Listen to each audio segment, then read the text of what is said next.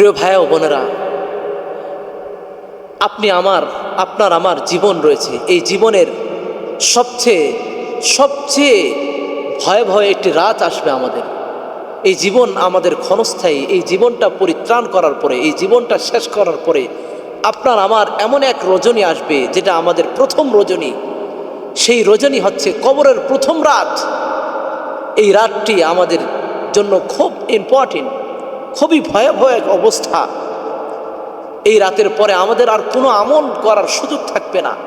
আমাদের জীবন থেকে যখন রূহ মুবারকটা বের হয়ে যাবে, আজরাইল আলাইহিস সালাম যখন খফ করে ধরে রূহ মুবারকটা বের করে ফেলবে, এর পরবর্তী সময়ে আপনি আমি আর হাজারো বার যদি চাই, হে আল্লাহ আপনি আমাকে একদিন সময় দিন, আমাকে এক মাস সময় দিন, এক ঘন্টা সময় দিন, আমাকে একটু সুযোগ দিন। প্রিয় ভাইয়ারা আমার, আমরা সেই সুযোগ আর পাবো না। আল্লাহ রাব্বুল আলামিন আর দিবে না সেই সুযোগ। এই জন্য আল্লাহ রাব্বুল আলামিন সতর্ক করছেন। সূরা আল মুমিনের 99 এবং 100 নম্বর আয়াতে আল্লাহ রাব্বুল আলামিন তুলে ধরেছেন, হাত্তা ইযা জাআ আহাদাহুমুল মাউত ক্বালা রাব্বিরজিউন লাআল্লি আ'মালু সালিহান ফীমা তারাকতু কাল্লা ইন্নাহা কালিমাতুন হুয়া কাইলুহা ওয়া মিন ওয়ারাইহিম বারযাখুন ইলা ইয়াউমি ইউবআসুন। আল্লাহু আকবার। বন্ধুগণ আমার, একটু সময় নিয়ে শুনুন, একটু কান লাগিয়ে দিয়ে শুনুন আল্লাহ রাব্বুল আলামিন আমাদেরকে কিভাবে সতর্ক করছে।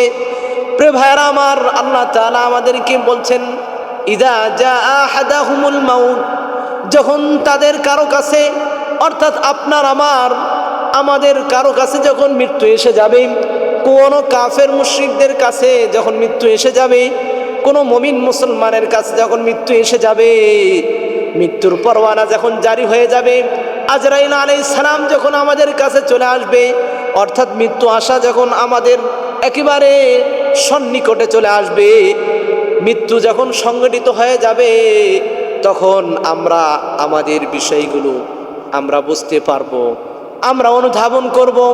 আমাদের জীবনে যে ভুল করেছি এই ভুলগুলো ভেঙে যাবে।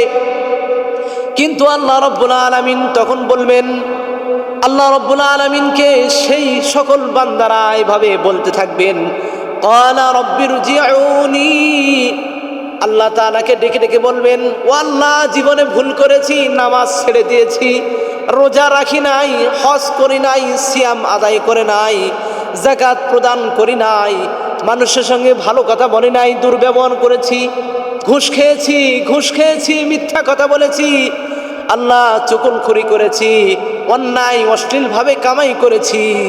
এই ভুলগুলো তখন ভেঙে যাবে। বান্দা তখন আল্লাহ রাব্বুল আলামিনকে আরজ করে বলবেন, রাব্বিরজিউনি, ও আল্লাহ, ও মাবুদ, ইরজিউনি, আমাকে একবার হলেও আপনি আমাকে ফিরিয়ে দিন, একবার হলেও আল্লাহ এই দুনিয়াতে আবার ফিরিয়ে দিন, একবার হলেও আপনি আমাকে ফিরিয়ে দিন, একদিনের জন্য হলেও একটু ফিরিয়ে দিন। আমি সেই দুনিয়াতে যে এই সমস্ত ভুলগুলো যে করেছিলাম আর করব না। আমি আমার আমলনামা তৈরি করার জন্য, আমার সামানকে তৈরি করার জন্য আমি প্রস্তুতি গ্রহণ করব। আল্লাহ রাব্বুল আলামিন তখন বলবে, বান্দা, লাআল্লি আ'মালু সালিহান ফীমা তারাকতু কাল্লা, বান্দা এভাবে বলতে থাকবে, ও আল্লাহ, আমি সৎ আমল করব, ভালো আমল করব, ফীমা তারাকতু কাল্লা, যেই দুনিয়া আমি রেখে এসেছি সেই দুনিয়াতে আপনি আমাকে একবার সুযোগ দিন। আল্লাহ রাব্বুল আলামিন তখন বলবেন, কাল্লা, ও নাফরমান, ও বেঈমান, ও কাফের মুশরিক, ও বেদ্দিন, তোমার জন্য আর কখনো সুযোগ হবে না। কাল্লা, আল্লাহ তাআলা প্রত্যাখ্যান করবেন এই আরজকে, এই আবেদনকে। প্রিয় ভাইয়ারা আমার, একটু বোঝার চেষ্টা করি, সেই দিন আর কোনো সুযোগ আমরা পাবো না। এরপরে সেই বান্দা বলতে থাকবে ইন্নাহা কালিমাতুন হুয়া কাইলুহা। সেই বান্দা বলতে থাকবে আর আল্লাহ রাব্বুল আলামিন এটা বলবে, তার তো এই শুধু বক্তব্য, সে তো আমাকে এই বক্তব্যগুলো পেশ করবেই, কারণ আমি তাকে 60 বছরের 70 বছরের 80 বছরের একটি জিন্দেগি দিয়েছিলাম, কিন্তু এই জিন্দেগিকে সে কাজে লাগাই নাই। আমি তাকে শক্তি দিয়েছিলাম, সামর্থ্য দিয়েছিলাম, আমি তাকে সম্পদ দিয়েছিলাম, স্ত্রী স্বজন, আমি তাকে সন্তান সন্ততি সব কিছু দিয়েছিলাম, বাসস্থান দিয়েছিলাম। আমার দেওয়া সূর্য, আমার দেওয়া রাত, আমার দেওয়া দিন, আমার দেওয়া সম্পদ, এই সব কিছু সে পেয়েছিল, কিন্তু সে আমি আল্লাহকে ভুলে গিয়েছে। আল্লাহ রাব্বুল আলামিন তখন বলবেন নাফরমান, নাফরমান এখন আবার আমার সাথে সে অভিনয় করছে।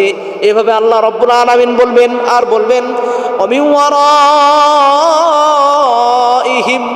বারযাখুন ইলা ইয়াউমি ইউবাসুন।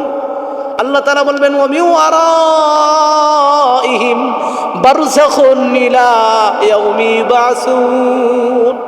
আল্লাহ তাআলা বলবে নাফরমান, তোমার সামনে এমন এক ঘাটি রয়েছে, বারযাখ নামক ঘাটি, যেই ঘাটিতে তুমি কিয়ামত আগ পর্যন্ত তোমাকে থাকতে হবে। তোমার আমলনামা যদি ভালো হয় তাহলে তোমার সংযোগ হয়ে যাবে জান্নাত থেকে, আর যদি তোমার আমলনামা খারাপ হয়ে যায় এই বারযাখ অর্থাৎ কবর নামক স্থানে তুমি কিয়ামত আগ পর্যন্ত জাহান্নামের আযাবের তোমার সাথে তার সংযুক্ত হয়ে যাবে। জাহান্নামের আযাব তোমাকে ঘিরাও ফেলবে। প্রিয় ভাইরা আমার, একটু বোঝার চেষ্টা করুন। আল্লাহ রাব্বুল আলামিন এই জন্য আমাদেরকে সতর্ক করলেন, আপনি আমি কবরের প্রথম রাত যদি আপনার আমার সফল হতে চাই, আপনার আমার এই কবরের প্রথম রাতকে যদি আমরা ভালোভাবে উপভোগ করতে চাই, তাহলে আমাদেরকে সময় থাকতে আমাদেরকে আল্লাহ রাব্বুল আলামিনের বিধিবিধান মানতে হবে। কবর যে আখিরাতের প্রথম ধাপ, আল্লাহ রাসূল সাল্লাল্লাহু আলাইহি সাল্লাম সুনানে তিরমিজির বর্ণনায় বলেছেন ইন্নাল কবর আউয়ালু মানাজিলিল আখিরাহ, যে আখিরাতের প্রথম ধাপ হচ্ছে কবর। আখিরাতের প্রথম যে স্তরগুলো রয়েছে, যে ধাপগুলো রয়েছে, এর প্রথম পয়েন্ট হচ্ছে কবর। ইন্নাল কবর আউয়ালু মানাজিলিল আখিরাতি, আখিরাতের প্রথম ধাপ হচ্ছে কবর। এজন্য আমাদেরকে এই কবর প্রথম ধাপ আমাদের সামনে আসবে। এই কবর আমাদের প্রথম ঘাঁটি। এই ঘাঁটিকে যদি আমরা কি করতে পারি, এই ঘাঁটিকে আমরা সুসংহত সুন্দরভাবে যদি আমরা এই ঘাঁটিকে উপভোগ করতে চাই, তাহলে আমাদেরকে কি করতে হবে? আমাদেরকে সেই সুন্দর আমলগুলো আমাদেরকে করতে হবে। এর জন্য সামান তৈরি করতে হবে। আল্লাহর হাবিব সাল্লাল্লাহু আলাইহি সাল্লাম হাদিসে মুবারকে বলেন যে নিশ্চয়ই কবর আখিরাতের প্রথম ধাপ। যদি কোনো ব্যক্তি এতে সফল হয়ে যায় তাহলে সে তার জিন্দেগিকে সফল করে ফেললো, আখিরাতের পরবর্তী ঘাটিগুলো তার জন্য সহজ হয়ে গেল।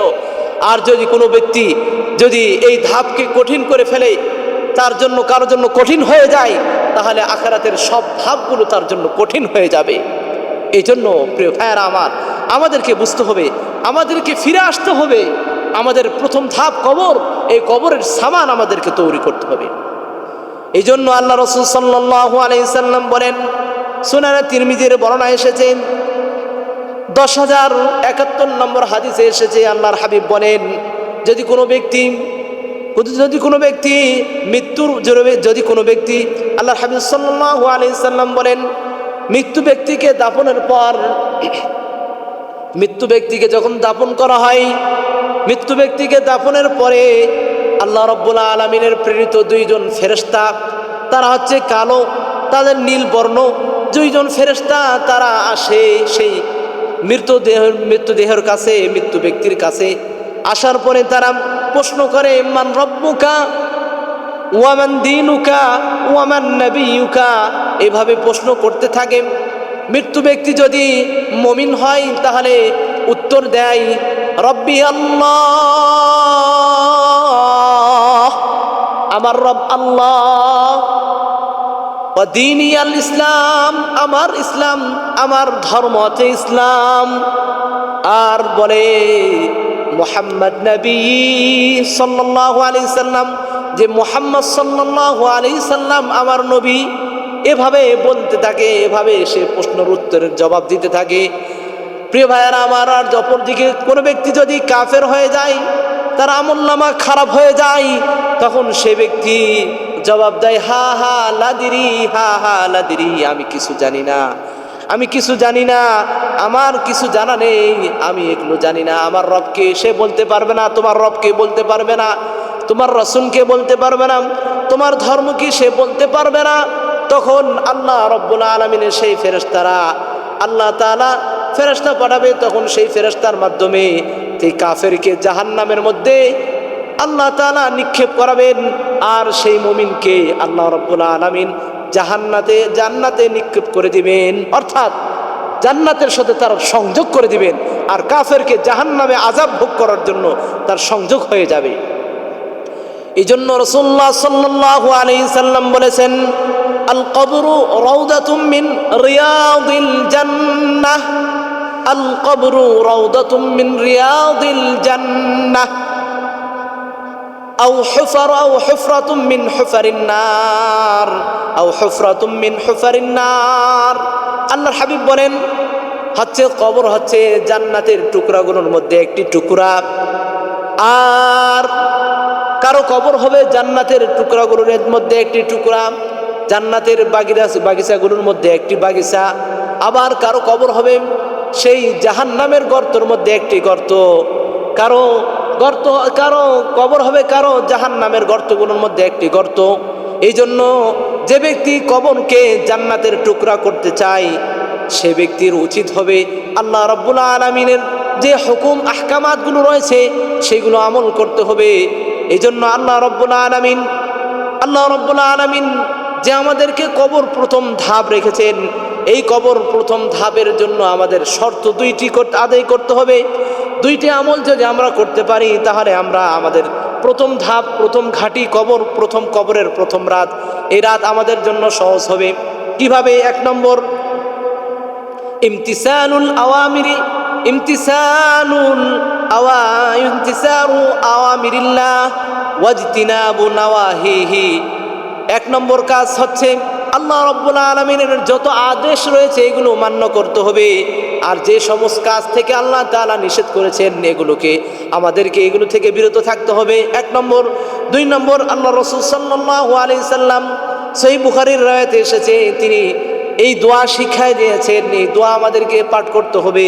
আল্লাহ রাসূল সাল্লাল্লাহু আলাইহি সাল্লাম বলেন, আল্লাহুম্মা ইন্নী আউযু বিকা মিন আযাবিল কবর, আল্লাহুম্মা ইন্নী আউযু বিকা মিন আযাবিল কবর।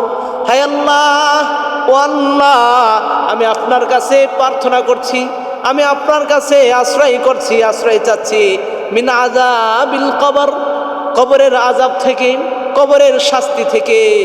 আল্লাহ তাআলার কাছে যদি আমরা এই দুইটি কাজ করতে পারি, 1 নম্বর আল্লাহ তাআলা নিষেধগুলো আদায় করতে পারে, মান্য করতে পারি। আর যে তার যে নিষেধ রয়েছে, যে কাজগুলো থেকে তিনি যে বিরত থাকতে বলেছেন সেগুলো আদায় করতে পারি। 2 নম্বর, দোয়া করতে পারি।